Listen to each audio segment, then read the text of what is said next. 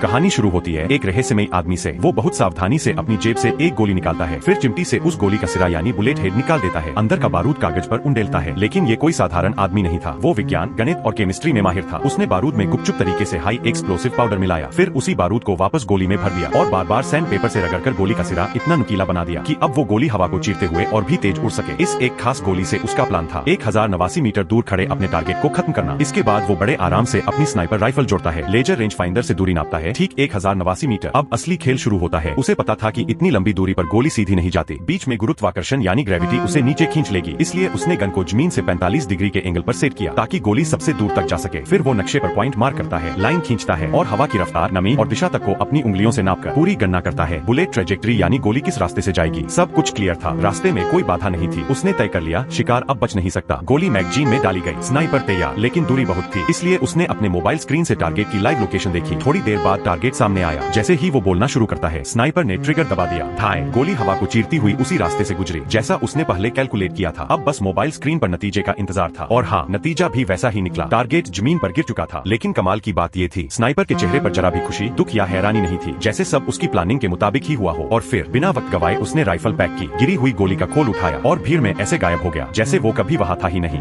तो दोस्तों, आप क्या सोचते हैं, क्या इतनी दूर से गोली चलाना वाकई मुमकिन है?